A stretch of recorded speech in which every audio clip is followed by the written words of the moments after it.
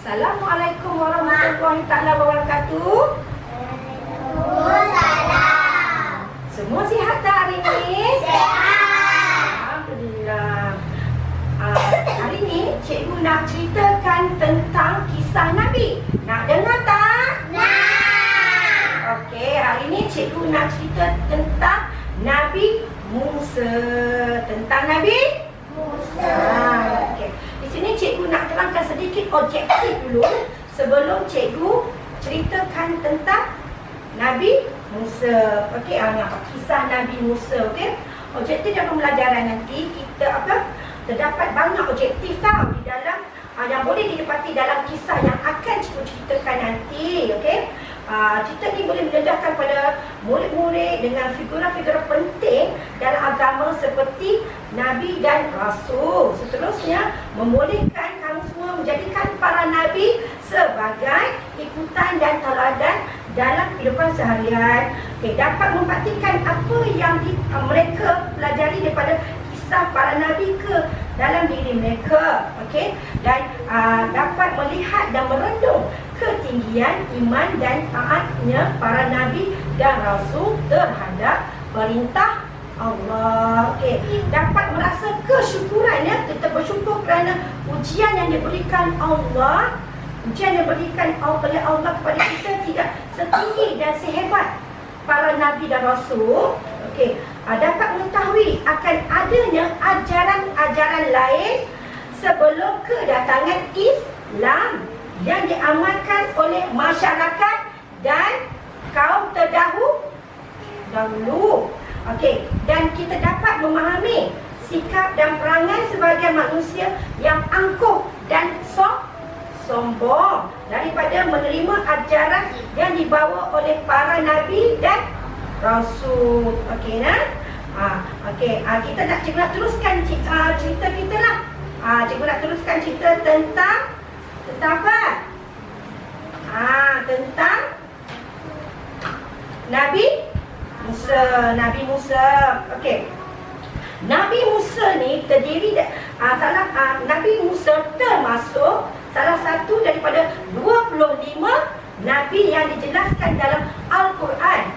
Diceritakan Nabi Musa diutus oleh Allah untuk berdakwah dengan memberikan ajaran Allah kepada orang-orang di Mesir yang saat itu juga di zaman Raja Fir'aun yang kejam. Namun tugas memberikan ajaran Allah yang dipintahkan oleh Nabi Musa tidaklah mudah dan tidak serta-merta bisa berjalan dengan lancar. Ketika memberikan ajakan kepada orang-orang saat itu untuk beralih kepada Allah, Fir'aun marah besar. Okey, di sini cikgu terus nak mula tentang kisah Nabi Musa, tentang kelahiran dia. Okey. Kisah Nabi Musa diawali ketika kelahirannya. Kelahirannya pun dah bermula kisahnya. Nabi Musa merupakan anak laki-laki dari perempuan ibu dia lah, yang bernama Yukabat dan ayahnya bernama Imran. Okey, sebelum kelahiran Nabi Musa, Raja Fir'aun sendiri pernah bermimpi. Mimpi apa? Mimpi yang mana dirinya melihat, Raja Fir'aun bermimpi melihat api yang besar yang akan membakar Mesir dan mengancam nyawa kaum Bani Israel. Okey, setelah terbangun dari mimpi, Raja Fir'aun memanggil seluruh tukang sihir di Mesir di saat itu untuk mengetahui maksud mimpi dia. Okey, maksud mimpinya semalam.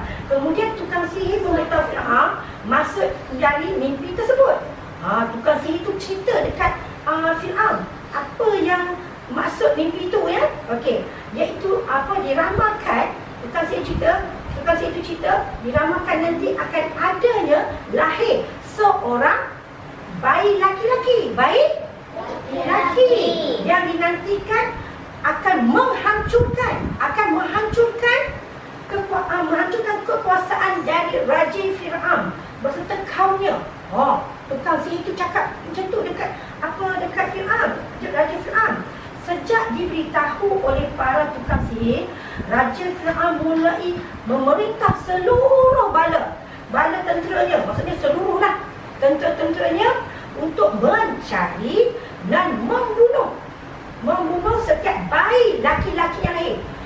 Siapa yang nak lahir bayi tu kan diorang pergi cari, diorang pergi ke rumah nakut kan, cari siapa lahir bayi lelaki dia nak bunuh.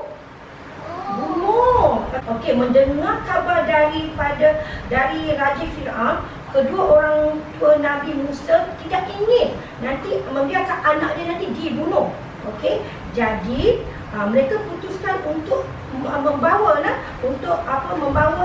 ibu Nabi Musa ke gua untuk melahirkannya tanpa agar tidak ditemukan oleh tentera-tentera kerajaan dari Okey, hingga akhirnya Yukabad melahirkan Nabi Musa di gua tu lah. Namun setelah kelahiran putranya, dia menjadi bingung.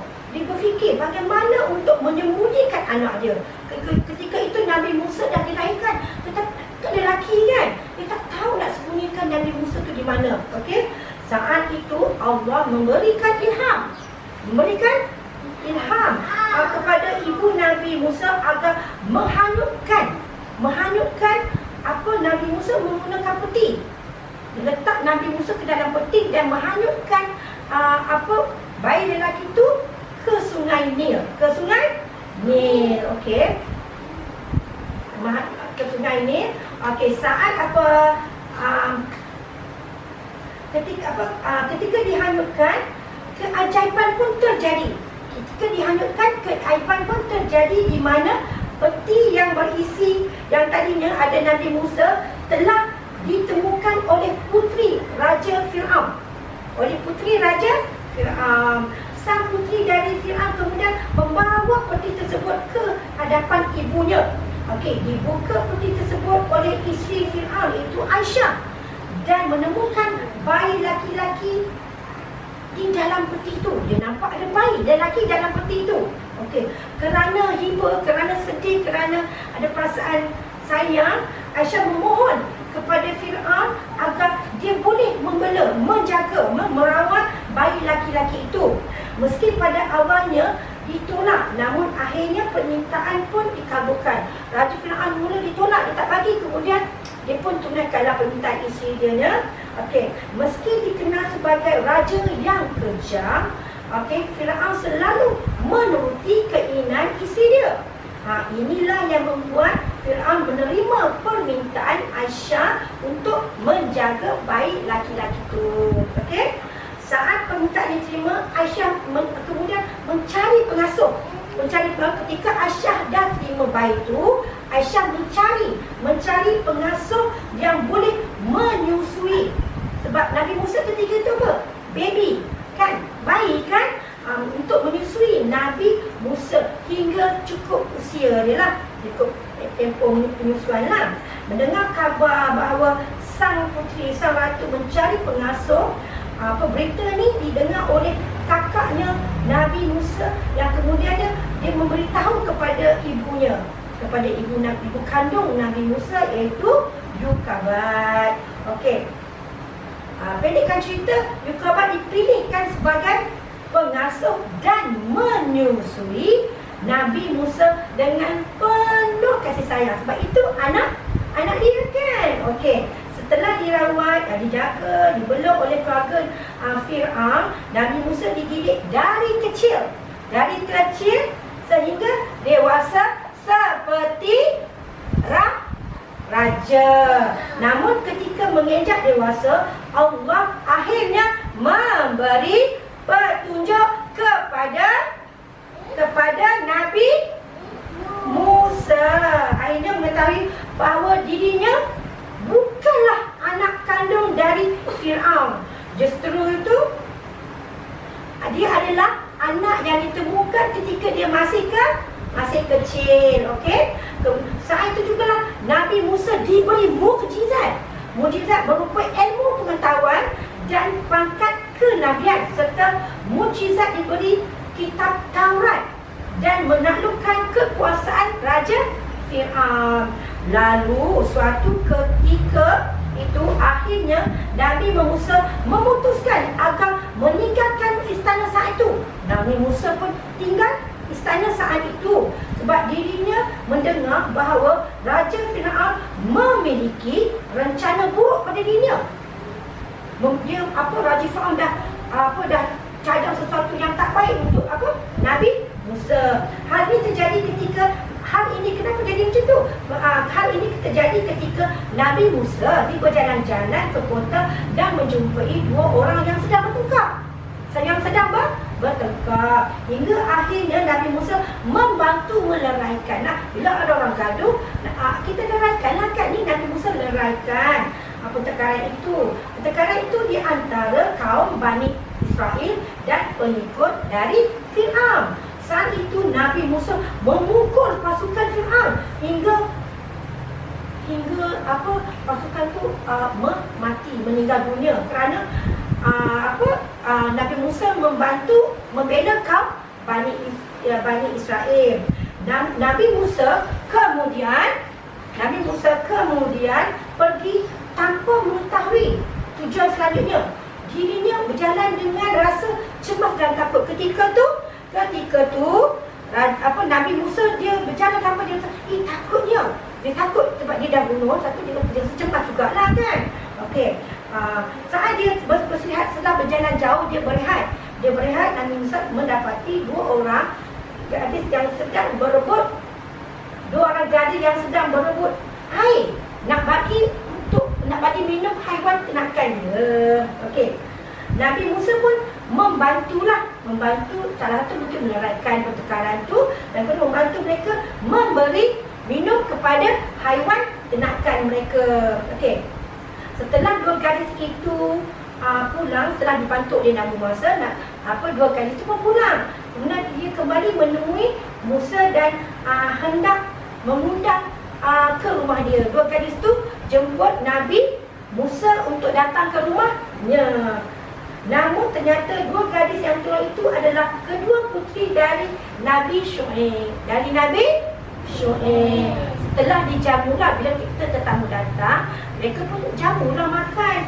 Nabi Musa pun ceritalah ketika makan tu, Nabi Musa pun bercerita tentang peristiwa yang dia alami.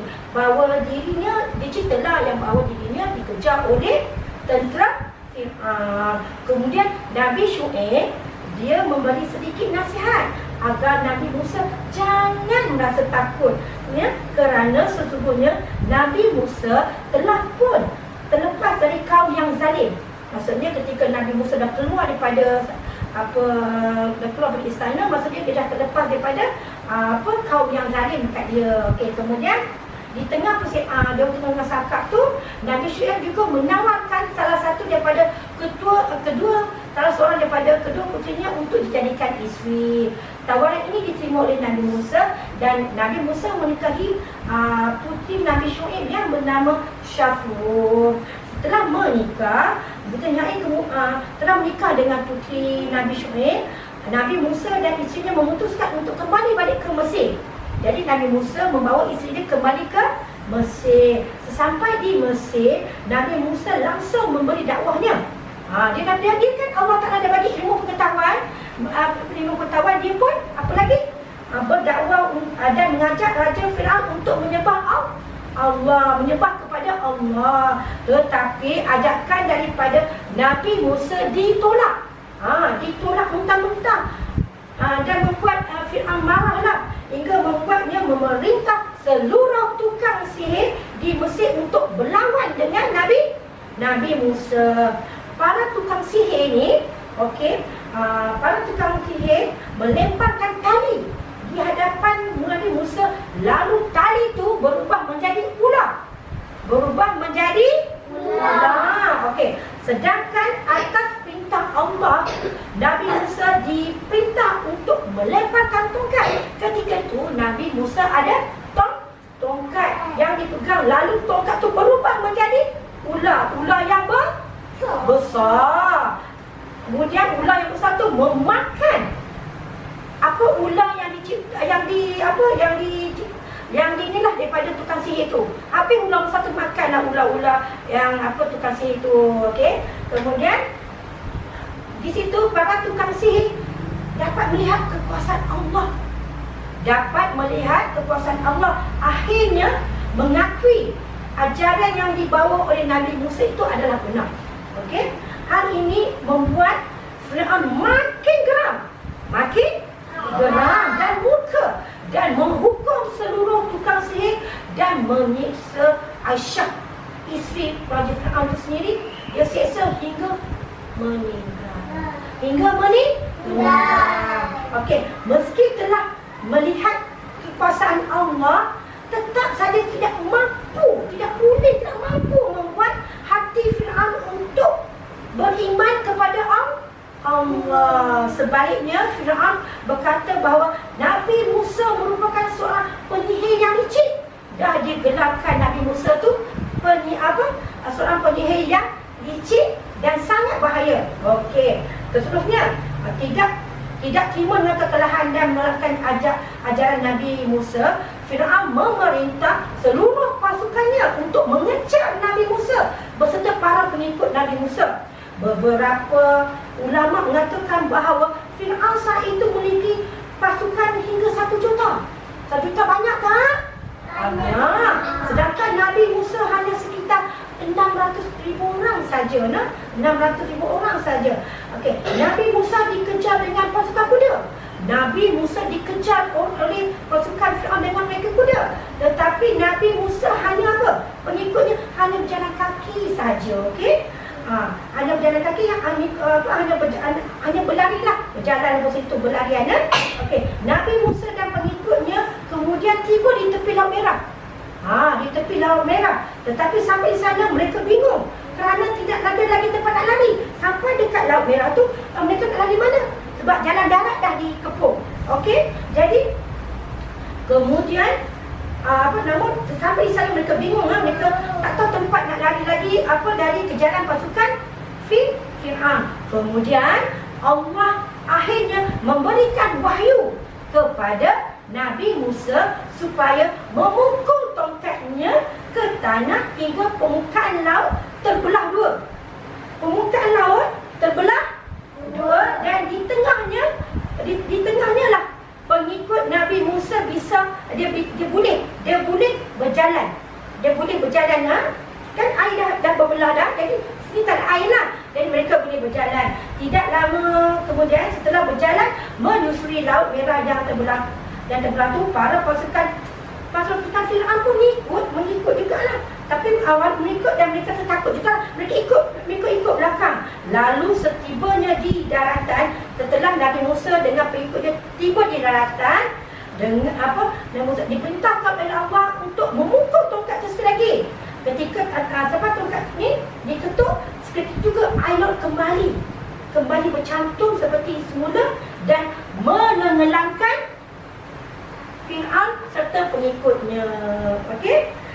Setelah selamat dari kejaran pasukan Raja Firaun, Nabi Musa akhirnya tinggal bersama kaumnya Bani Israel. Nabi Musa hidup hingga usianya 120 tahun dan wafat di Gunung Nebo, Jordania.